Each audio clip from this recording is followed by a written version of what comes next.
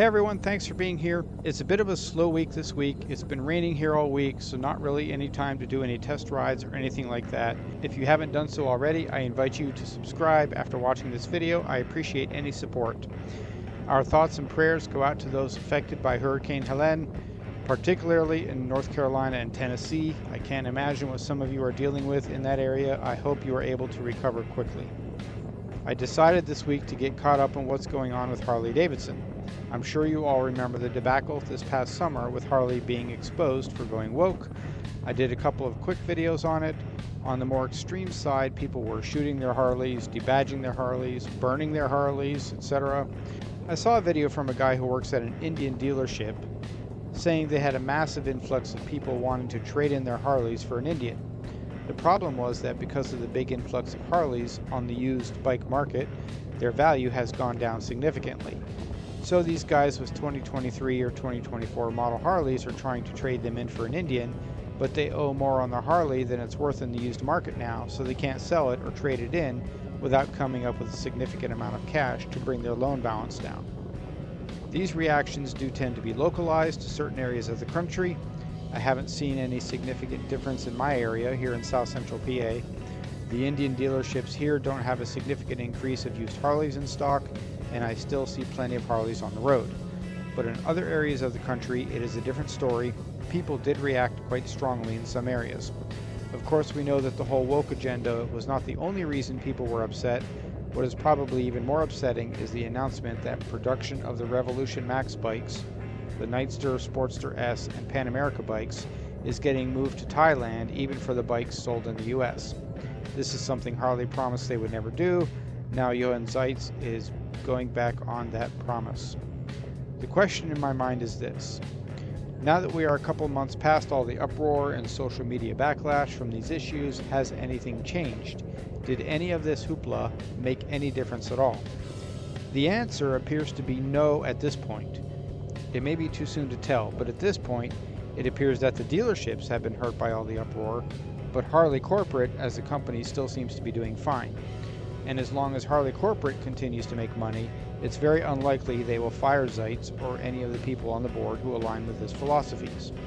I looked up the stock market value of Harley Davidson as a company and found a graph for the past 5 years. I noticed a couple of interesting patterns. Of course, we see a massive dip in the company's value in the spring of 2020 when the pandemic quarantine happened. We also see that each fall, usually in September or October, there's another dip. I'm guessing that sales drop as the riding season comes to an end. But then as we get into the spring, usually around March timeframe, we see a consistent pattern of the company's value hitting a peak each year as people start buying bikes again for the upcoming riding season. You can see from this graph that there was a minor dip in the beginning of July, but it didn't last long. So far this year, we haven't seen the dip in the fall that we've seen in other years. The value is still going up. It might be a bit early yet, we may still see a dip in October, but so far the company value is doing well this year despite all the uproar in the summer. Part of that, from what I've read, is due to the success of the Harley X440 that is being sold in India. Apparently it is doing quite well in India's massive motorbike market. On the global level, Harley is doing fairly well, even though sales aren't spectacular here in the US.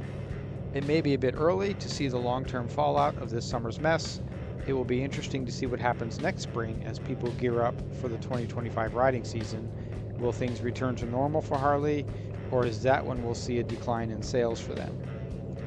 Another topic I want to talk about with Harley has to do with the age of entry into the Harley world. That is, the age of people buying their first Harley. Lots of people are saying that Harley riders are aging out and Harley's losing their customer base, but statistics are telling a different story. According to Harley sales, the average age of entry for Harley is still around 45 years and has been for years and years.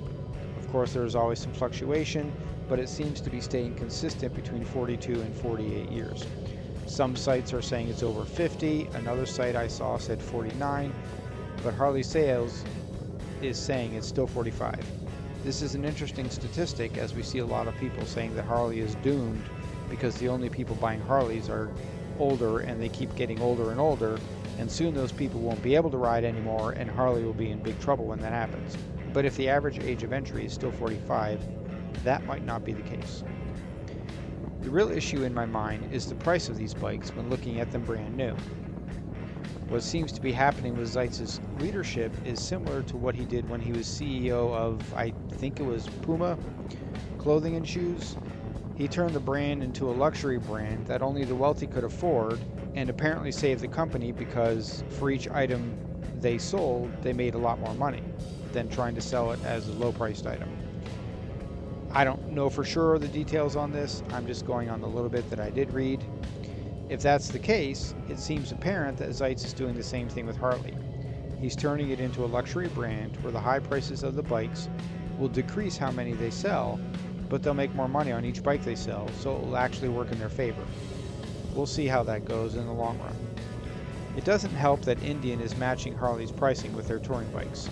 I would think if they would bring the prices down a bit, they might do much better. I don't know, I'm not an economist or have an MBA in business or anything like that. The point being that if you're looking at a V-twin big touring bike, you're stuck with spending a whole lot of money right now, whether you go with Harley or Indian. Unless you go with the Kawasaki Vaquero, which definitely costs less. It's still fairly expensive, but it's several thousand less than a new Harley or Indian of the same caliber. Anyway, let me know your thoughts on this. Leave a comment below. Don't forget to subscribe. Thanks for watching, everyone. See you on the next one.